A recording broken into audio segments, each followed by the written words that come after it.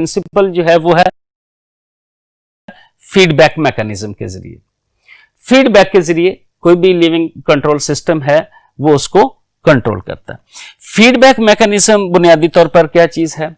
ये है detection of change, कि कोई भी तब्दीली हो रही है तो उसको महसूस किया जाए, चेक किया जाए, एंड सिग्नलिंग, और उस मैसेज को कन्वे किया जाए फॉर इफेक्टर्स रिस्पॉन्स, कि इफेक्टर्स उस तब्दीली के मुताबिक अपना रिस्पॉन्स शो करें थ्रू किसका है? To control system.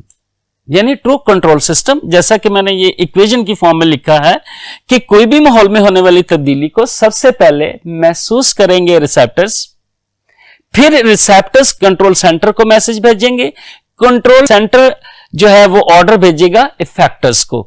तो उसी की ये डेफिनेशन है कि detection of change and signalling for effectors response to control system is called as feedback mechanism. अब आपकी बुक में जो फीडबैक की एग्जांपल दी गई है feedback mechanism, that is negative feedback mechanism. तो नेगेटिव फीडबैक मैकेनिज्म को हम इनवर्स इफेक्टर्स रिस्पॉन्स भी कहते हैं। अब इनवर्स इफेक्टर्स रिस्पॉन्स को समझने के लिए एक टेम्परेचर रेगुलेशन की एग्जांपल आपकी बुक में डिस्कस की गई है। कैसे है? मिसाल के तौर पर कि अगर लिविंग ऑर्गेनिजम्स के एक्सटर्नल एनवायरनमेंट जो है वो कूल है, सर्द है, टेम्परेचर डाउन है, और इंसान जो है उसका बॉडी टेम्परेचर जो है वो तो फिक्स्ड है ऑलमोस्ट 37 डिग्री सेंटीग्रेड। तो माहौल जो है एक्सटर्नल एनवायरनमेंट जो है वो कूल है, लिहाजा वो जो कोल्डनेस है, सर्दी है, वो महसूस करेंगे हमारे जिस्म के अंदर पाए जाने वाले स्किन पे रिसेप्टर्स, जिन्हें हम कहते हैं कोल्ड रिसेप्टर्स।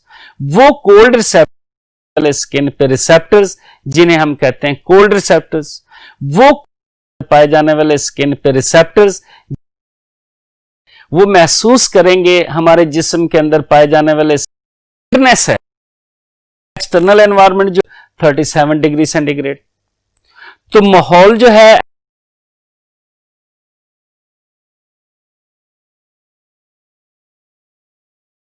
एक्सटर्नल एनवायरनमेंट जो है वो कूल है, लिहाजा वो जो कोल्डनेस है, सर्दी है, वो महसूस करेंगे हमारे जिस्म के अंदर पाए जाने वाले स्किन पे रिसेप्टर्स, जिन्हें हम कहते हैं कोल्ड रिसेप्टर्स।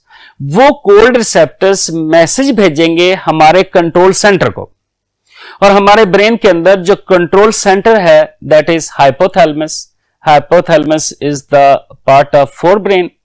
उसके अंदर उसको तब्दीली को महसूस करेगा जो कोल्ड रिसेप्टर से मैसेज आया था।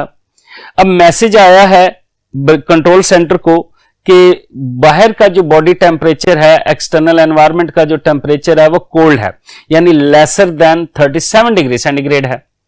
तो कंट्रोल सेंटर उसको कैसे कंट्रोल करेगा?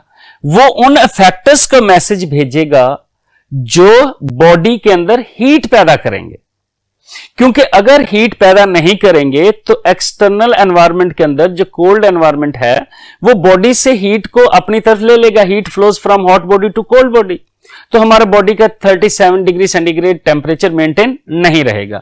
तो क्या होगा कि बॉडी के अंदर जो सिस्टम ऑन होगा वो हीटिंग सिस्टम ऑन होगा, ताकि बॉडी जो है वो अपना बॉडी का टेम्परेचर जो है वो 37 डिग्री सेंटीग्रेड मेंटेन कर सके।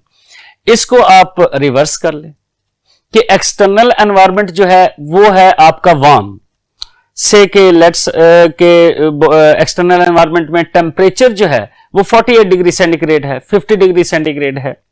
अब माहौल के अंदर गर्मी है, उस गर्मी को हमारे जिस्म के अंदर लगे हुए रिसेप्टर्स, जिन्हें हम वार्म रिसेप्टर या हीट रिसेप्टर्स कहते हैं, जो कि स्किन में मौजूद हैं, वो महसूस करेंगे। महसूस करके पैगाम देंगे कंट्रोल सेंटर को। कंट्रोल सेंटर कौन सा है? हाइपोथैलेमस। हाइपोथैलेमस ने अब वो ऑर्डर देना है इफेक्टर्स को। कौन से इफेक्टर्स को देगा? एवेपोरेटिव कूलिंग वालों को। अब वो बॉडी के अंदर जो सिस्टम ऑन होगा वो कूलिंग सिस्टम ऑन हो जाएगा। यानी मिसाल के तौर पर देखें कि स्वेट ग्लैंड से पसीना निकलेगा, वो एवेपोरेट होगा, जिससे एवेपोरेटिव कूलिंग होगी। तो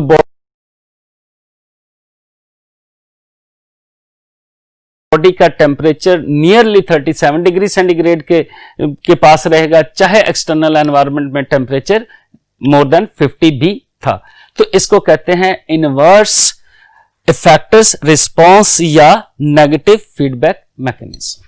डियर स्टूडेंट्स, यहां तक जो डेफिनेशंस ऑफ होम्योस्टेसिस वो आपका मुकम्मल हो गया है। अब हमारा जो इसी लेक्चर का दूसरा टॉपिक है थर्मोरेगुलेशन इन मैमल्स, उसकी डिस्कशन के लिए हम दोबारा चलते हैं बोर्ड नंबर 1 की तरफ।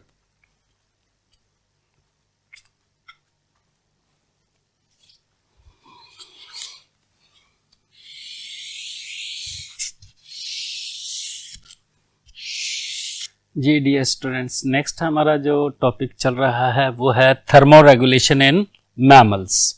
तो बुक के अंदर thermoregulation in mammals specially mentioned है और ब्रैकेट में लिखा हुआ है ह्यूमन बीइंग्स।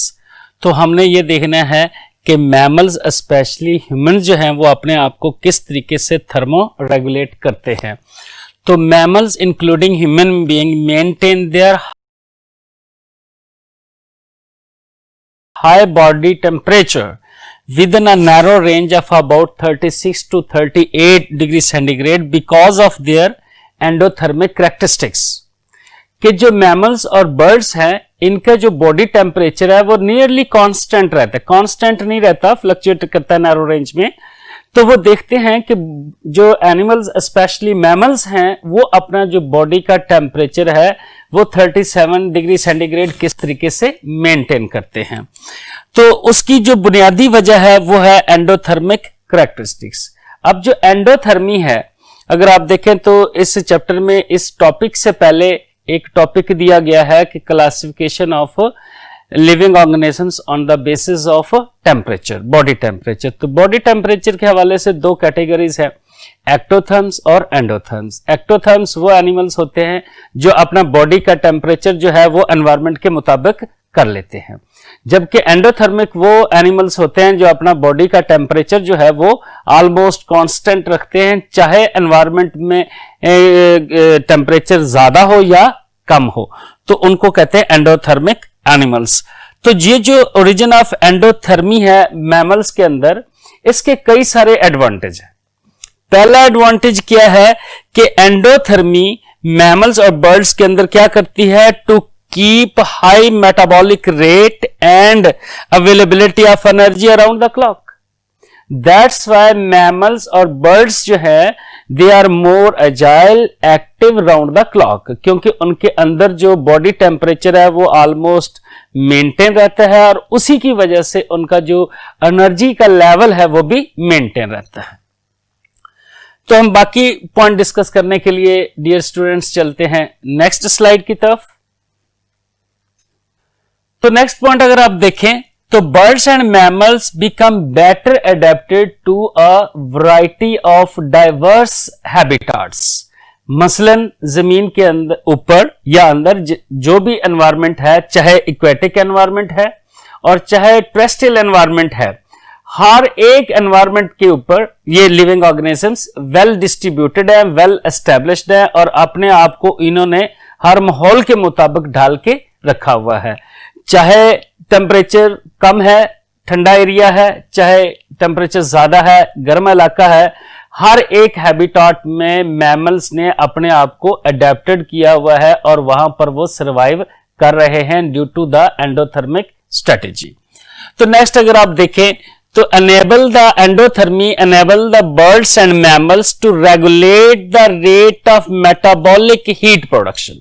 ये सबसे इंपॉर्टेंट फिनोमिनन है कि जब बर्ड्स और मैमल्स का बॉडी का टेम्परेचर सेट पॉइंट से कम हो जाए तो मेटाबॉलिक हीट प्रोडक्शन के जरिए उनका बॉडी का टेम्परेचर वापस 37 पे मेंटेन हो जाता है, सेट पॉइंट जो है। इसी तरीके से मैमल्स का या ह्यूमंस का बॉडी टेम्परेचर अगर अबव 37 डिग्री सेंटीग्रेड हो जाए तो कुछ ऐसी स्ट्रेटजीज बॉडी अडॉप्ट करती है जिसकी वजह से जो बॉडी टेम्परेचर है वो हर हाल 37 पर एडजस्ट किया जाता है। तो उसके लिए कौन कौन सी स्ट्रेटजीज है, कौन कौन सी रेगुलेटरी मैकेनिज्म्स हैं या स्ट्रेटजीज हैं लिविंग ऑर्गेनिजम्स स्पेशली मैमल्स और स्पेशली ह्यूमंस क्या अडॉप्ट करते हैं,